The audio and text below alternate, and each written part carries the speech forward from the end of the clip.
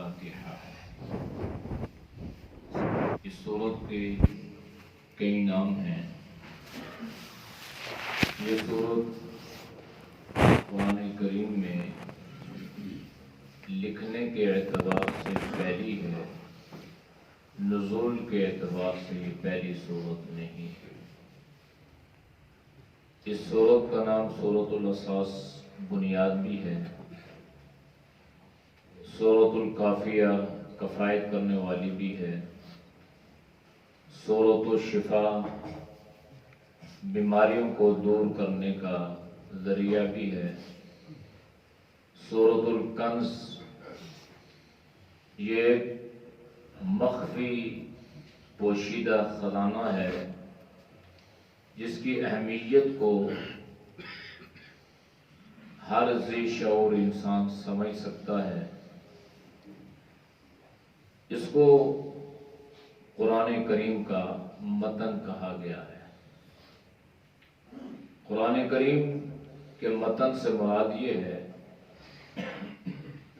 کہ سورۃ الفاتحہ پورے قرآن کریم کا خلاصہ ہے، اور متن سے مراد یہ ہے کہ پورا قرآن کریم سورۃ الفاتحہ کی تشریح ہے۔ یعنی سورۃ الفاتحہ میں اللہ نے اجمالاً ذکر فرمایا ہے، اور پورے قرآن کریم میں اللہ نے اس کی تفسیر کو بیان فرمایا ہے۔ مفسرین نے سورۃ الفاتحہ کے ایک ایک حرف پر لمبی چوڑی تفصیلات لکھی ہیں۔ چونکہ ہم نماز کی ہر رکعت میں سورۃ الفاتحہ پڑھتے ہیں، چاہے وہ فرض ہے، چاہے وہ سنت ہے، چاہے وہ نفل ہے، جب تک ہر رکعت میں سورۃ الفاتحہ نہ پڑھی جائے تو نماز مکمل نہیں ہوتی۔ لہذا جب اس کی اہمیت اتنی ہے تو اس کو سمجھنا بھی اتنا ہی ضروری ہے۔ اللہ نے اس میں انسان کو یہ طریقہ اور یہ سلیقہ سکھلایا ہے کہ دنیا کے عام بادشاہوں کا یہ دستور ہے کہ جب انسان کسی سے کوئی غرض یا کام کے حوالے سے جاتا ہے تو سب سے پہلے اس کی تعریف کرتا ہے۔ مثال کے طور پہ آپ کسی آدمی کے پاس کسی کام کے غرض سے گئے تو آپ جا کے اس سے کہیں گے کہ آپ بہت اچھے انسان ہیں، آپ بہت سخی ہیں، میں اس لیے آپ کے پاس آیا ہوں۔ یا جس طرح یہ پیشہ ور بھیک مانگنے والے لوگ ہیں کہ وہ اس انداز سے بھیک مانگتے ہیں کہ نہ دینے والے کا دل بھی چاہتا ہے کہ اسے کچھ نہ کچھ دے دیا جائے، حالانکہ نہ ان کے ساتھ کوئی رشتہ داری ہے، نہ جان پہچان ہے، نہ تعلق ہے، اور باوجود اس کے کہ یہ سمجھتے بھی ہیں کہ یہ پیشہ ور لوگ ہیں، مستحق نہیں ہیں، لیکن ان کے جو الفاظ ہوتے ہیں ان الفاظ میں اتنی کشش ہوتی ہے کہ وہ الفاظ انسان کے دل کو اس کی طرف مائل کر دیتے ہیں۔ تو اللہ کے ساتھ تو ہمارا ایک تعلق اور ایک نسبت ہے کہ اللہ خالق ہے اور ہم مخلوق ہیں، اللہ مالک ہے اور ہم مملوک ہیں، اللہ رازق ہے اور ہم مرزوق ہیں، اللہ مسجود ہے اور ہم ساجد ہیں، اللہ معبود ہے اور ہم عابد ہیں۔ یہ نسبت ہے خالق اور مخلوق کی۔ تو لہذا اللہ نے خود اپنے بندوں کو مانگنے کا طریقہ اور سلیقہ سکھلایا ہے کہ اللہ سے مانگو تو سب سے پہلے اللہ کی تعریف بیان کرو، اور یہ جو تعریف ہے یہ جھوٹی تعریف نہیں ہے جس طرح ہم ایک دوسرے کی جھوٹی تعریف کر دیتے ہیں، یا حکمران ایک دوسرے کی جھوٹی تعریف کرتے ہیں، یا رعایا اپنے جو ہے وہ آقاؤں کی جھوٹی تعریف کرتی ہے۔ یہ سچی تعریف ہے۔ اس لیے اللہ نے اس میں بندوں کو یہ طریقہ سکھلایا کہ پہلے اللہ کی تعریف بیان کرو، حمد و ثنا بیان کرو، اس کی عظمت کو بیان کرو، اس کی بڑائی کو بیان کرو، پھر اس کے بعد کچھ اعتراف یا اقرار کرو کہ آپ نے کرنا کیا ہے۔ تو اس میں اللہ نے یہ بات سمجھائی ایاک نعبد و ایاک نستعین۔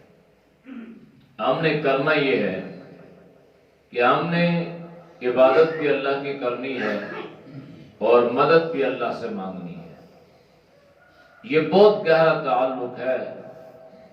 اگر اس تعلق میں دراڑ آ گئی تو پھر ذہن میں رکھیے گا کہ ہم مخلص مسلمان نہیں کہلائیں گے بلکہ ہم مشرک کہلائیں گے۔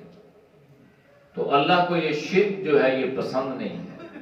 اللہ اس بارے میں بہت غیور اور بہت حساس ہے۔ لہذا اس میں اخلاص سے کہ ایاک نعبد و ایاک نستعین، عبادت بھی اللہ کی ہے اور مدد بھی اللہ سے مانگنی ہے، استعانت بھی اللہ سے طلب کرنی ہے۔ تو استعانت میں اللہ نے پہلی چیز یہ سکھلائی کہ سب سے اہم جو دعا ہے نا دنیا میں جو آپ نے اپنے اللہ سے مانگنی ہے وہ ہدایت کی دعا کرو۔ اس لیے کہ دنیا میں اگر اللہ نے آپ کو بادشاہی تو دے دی، لیکن اگر اللہ نے ہدایت سے محروم رکھا تو دنیا کی کوئی طاقت آپ کو اللہ کے عذاب سے نہیں بچا سکے گی، ذلت اور رسوائی سے نہیں بچا سکے گی۔ اللہ نے عہدہ دے دیا، پیسہ دے دیا، دولت دے دی، آپ کو اللہ نے زمیندار بنا دیا، جاگیردار بنا دیا، لیکن اگر خدا نخواستہ ہدایت سے محروم رہ گئے تو آپ قرآن کریم کی نظر میں شقی کہلائیں گے، آپ بدبخت کہلائیں گے، آپ بے وقوف اور احمق کہلائیں گے۔ اس لیے کہ عقل مندی کا تقاضا یہ نہیں ہے بلکہ عقل مندی کا تقاضا یہ ہے کہ اپنے اللہ کو راضی کرنا ہے۔ تو سب سے پہلی جو دعا اللہ سے مانگنی ہے وہ ہدایت کی دعا مانگنی ہے، اور ہدایت کی دعا جب آپ اللہ سے مانگیں گے تو اللہ آپ کے لیے ہدایت کے راستے کشادہ فرما دے گا۔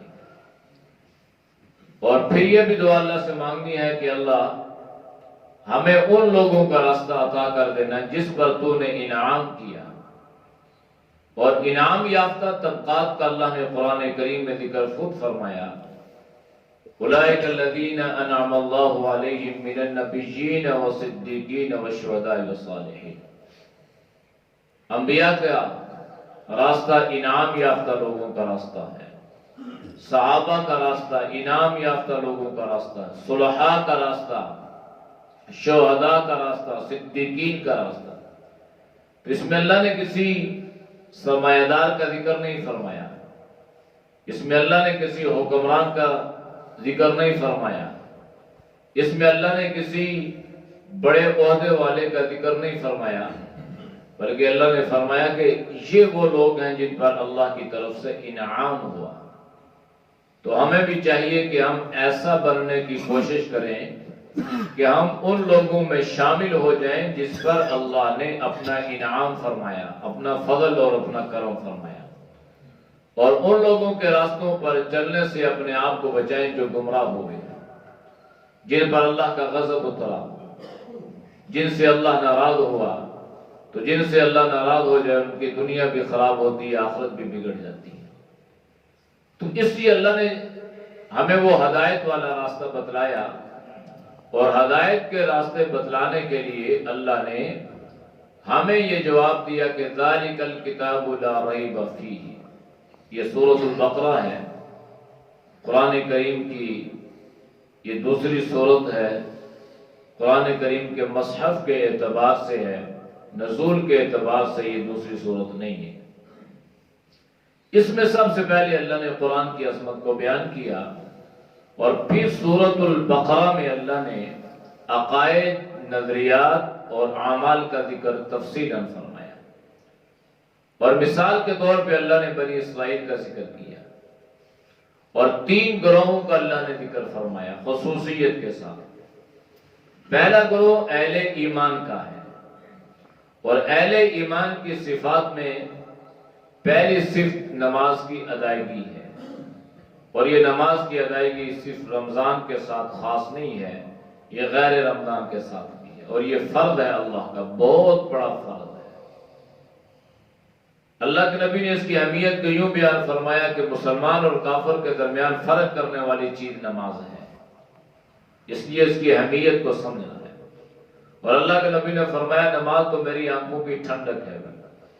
تو جس چیز کے ذریعے سے اللہ کے نبی کو ٹھنڈک پہنچتی ہے، ہم اس چیز سے غافل ہیں۔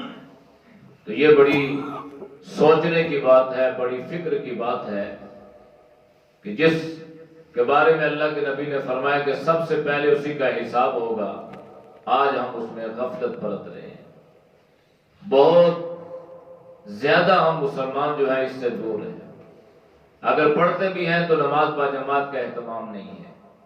اس لیے اہل ایمان کی پہلی صفت نماز کی ادائیگی ہے۔ تو غور کرنا ہے کہ ہمارے اندر یہ ایمان کی خصلت، یہ صفت موجود ہے یا نہیں ہے۔ اگر ہے تو اللہ کا شکر ادا کرنا ہے، اگر نہیں ہے تو پھر اس کو اپنانا اور اس کی اہمیت کو سمجھنے کی ضرورت ہے۔ اہل ایمان کی اور صفات کا بھی اللہ نے ذکر فرمایا، جس میں آخرت پر ایمان یہ ضروری چیز ہے۔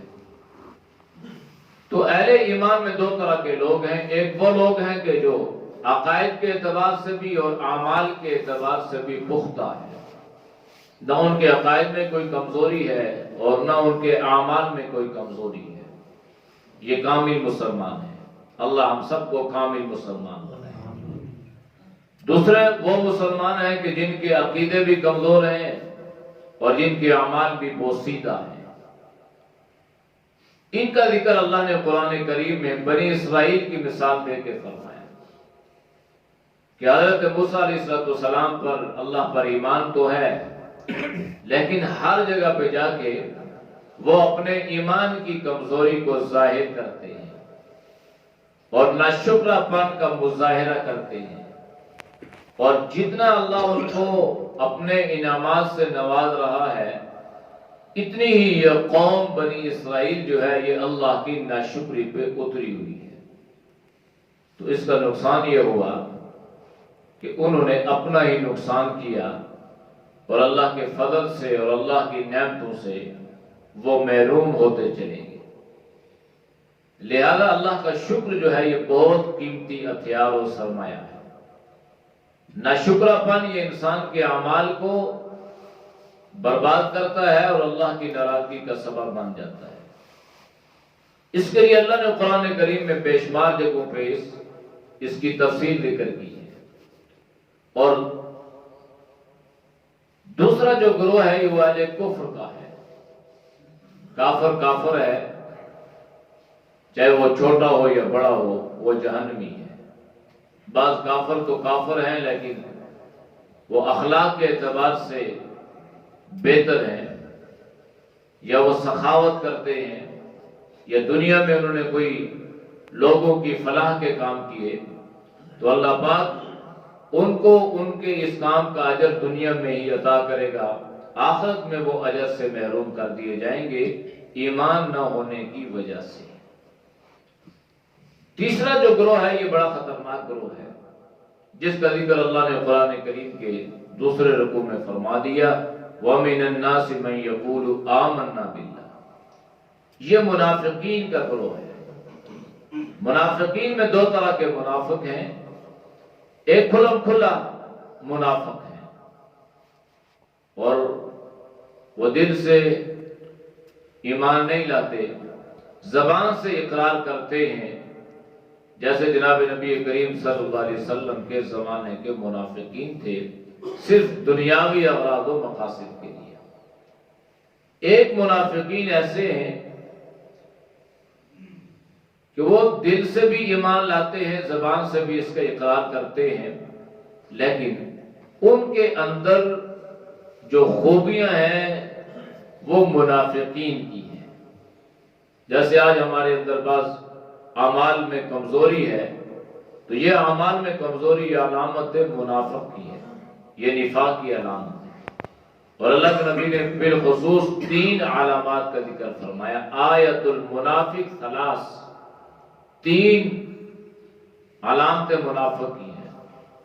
آپ نے فرمایا اذا حدث کذب، جب وہ بات کرے گا تو جھوٹ بولے گا، وَإِذَا اؤْتُمِنَ خَانَ، جب اس کے پاس امانت رکھی جائے گی تو یہ خیانت کرے گا، اور اذا وعد خلف، جب یہ کسی سے وعدہ کرے گا تو اس کے خلاف کرے گا۔ تو یہ 3 علامات ایسی ہیں کہ جو علامات منافقین کی ہیں، اور آج ہمارے اندر یہ پائی جا رہی ہے۔ لہذا ان برائیوں کو چھوڑنے کی ضرورت ہے. کہیں ایسا نہ ہو کہ خدا نخواستہ لاشعوری طور پر ہم اہل منافقین کی فہرست میں شامل ہوتے چلے جائیں. تو اللہ پاک نے اس میں ان تینوں گروہوں کا تفصیلی ذکر فرمایا، اور آگے چل کے اللہ نے فرمایا کہ تینوں گروہوں میں سے سب سے زیادہ جو عذاب دیا جائے گا وہ منافقین کو دیا جائے گا. اللہ اس سے ہماری حفاظت فرمائے. الحمدللہ رب العالمین.